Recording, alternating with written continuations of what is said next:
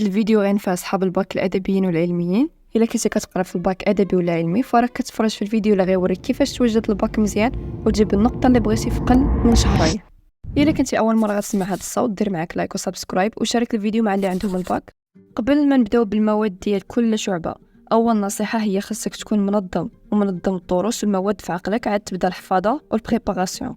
كيفاش؟ غتاخد ورقه كبيره، ومن الاحسن تاخد ورق مقوي ديال الدفتر كبير، غتقطعها وتكتب الفوق الباك 2024 مثلا، وكتب تحت العنوان شي جمله كتموتيفيك باش تحفظ، بحال a year from now you will wish you had started today، يعني من بعد عام من دابا غتمنى كون بديتي اليوم.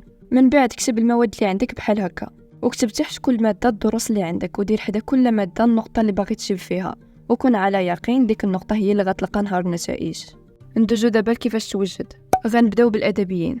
الاجتماعيات هي من بين المواد اللي غدوزو، وإلا تبعتي هادشي اللي غنقول لك فراك غتجيب فيها على الاقل 17-18 ديالك. الاجتماعيات خصص ليها 3 ديال السوايع كل نهار كافيه. اول نهار قلب غير على العناوين ديال الدروس، من بعد قلب على الملخصات. وبالنسبه لافضل استاذ اللي صراحه الدروس ديالو ساهلين هو بالضبط اللي غتلقى في الامتحان هو استاذ عادل الجراوي. قلب على لاشين ديالو وحتى الفيسبوك ديالو، راه حاط فيه دروس، تيليشارجي دوك PDFs، وبدا مثلا السيمانه الاولى غير جغرافيا والسيمانه الثانيه تاريخ، وبقى غادي هكا. من بعد خدم على امتحانات، وما تقولش لا نخدم على التاريخ اكثر وجغرافيا شويه، حيت التاريخ كتحط مقاله ولا العكس، لا خدم عليهم جوج باش اللي تحط فيها مقاله تلقى راسك مجاوب مزيان.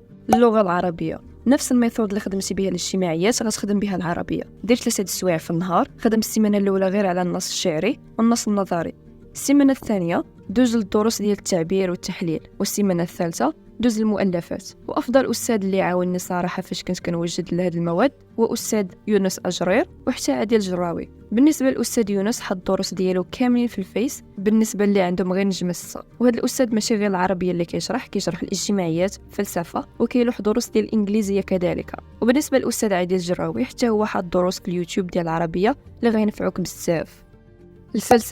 الفلسفه بلا ما يكذبوا عليك بديك الجمله ديال الفلسفه فهمها ماشي حفاظه. هادي عارفينها كاع هاد المواد اللي قلت خاصك تفهم هو الاول عاد تحفظ. وكذلك الفلسفه فهمها في الاول، من بعد خذ ورقه ولا دبل فوي، خذ العدد ديال المجزوءات اللي غتحفظ. مثلا الورقه الاولى لخص فيها مجزوءات الوضع البشري بالاطروحه والفلاسفه والاقوال ديالها، الورقه الثانيه المجزوءه الثانيه، وسير بحال هكا. الانجليزيه ولا اللونجلي، هاد الماده بلا ما تخلعكم هي اسهل وحده فيهم كاملين، اللي خدات مني 2 سيمانات الاخرين في الشهر الاخر باش نبريباريها. خاصك غير تحل عقلك مزيان وتفهم، ماشي تقول لا ما عنديش مع اللونجلي وصافي تهملها. هذه خاصك تجيب فيها 19 ولا 18 ديالك بعينك مغمضين. وبالنسبه للدروس ديال اللونجلي اللي غيكونوا في الباك فغنوريك واحد الجروب واتساب اللي كيتحطوا فيه دروس ملخصين بطريقه سهله وبينه ومشروح حتى بالدارجه بالنسبه اللي كيلقاو صعوبه في الفهم. كتبوا انجليش في التعاليق باش نعرف واش مهتمين تبداو هاد الدروس ديال الانجليزيه. اللي متاكده غيخليوك تجيب 19 18، واخا تكون مولف تجيب غير 12 11 13 في القسم. ديروا سبسكرايب باش يوصلكم اشعار ديال هاد الدروس نهار غيبداو. وإلا دخلتوا القناة غتلقاو فيها دروس اللي فايت اللي شرحتهم واللي غينفعوك بزاف. غنخلي لكم اللينك في الديسكريبشن. ندوزو دابا العلميين. الرياضيات اول حاجه الا كنتي من النوع اللي ما كيفهمش الشرح ديال البروف ولا الاستاذ ديالو ولا كيلقى صعوبه باش يركز، سي اليوتيوب وتفرج في الدروس ديال مصطفى أدردور. هو راه شارح كاع الدروس اللي عندك في الامتحان وشارح حتى ليكزيرسيس والسولوشنز ديالهم. وفي هاد الشهرين بلا ما تضيع وقتك كله على السلسلات ولا التمارين، ركز اكثر على الوطنيات والتصحيح ديالهم وبقى تخدم عليهم حتى تحس براسك عرفتي كاع القوالب ديال الماث.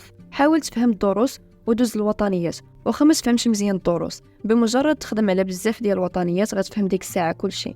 فيزيك والشيميك، الفيزياء ما كتقراش في المدرسه وما يمكنش يشرحها لك استاذ في القسم. راه الا ما جلستش مع راسك في الدار وهزيتو ورقه وستيلو والتمارين راه ما غتفهم والو. غتمشي لليوتيوب قلب على باك فاسيل وقلب على اي درس ما فهمتيش ليه مع التمارين اللي معاه وتفرج 2 مرات في كل فيديو. من بعد ما تكمل من درس كتب الدرس اللي شفتي وزيد حداها تمارين وتفرج فيهم كلهم.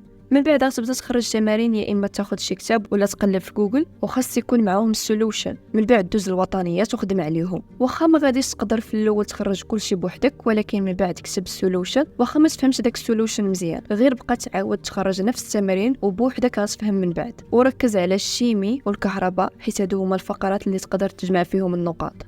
علوم حياة والارض ولا سيونس، هاد المادة كتعتمد على التحليل أكثر من أي حاجة أخرى. غتقلب في يوتيوب على SVT فابور وتفرج في كاع الفيديوهات مع التمارين. العلوم ماشي هي درس، العلوم هي التحليل، والطريقة الوحيدة باش تعلم تحلل هي دير بزاف ديال التمارين. واخا ما تفهمهمش بقى خدام عليهم وشوف السولوشن حتى تحس براسك فهمتي.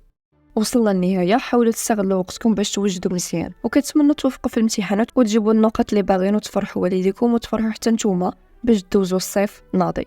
شكرا حيت تفرجتي.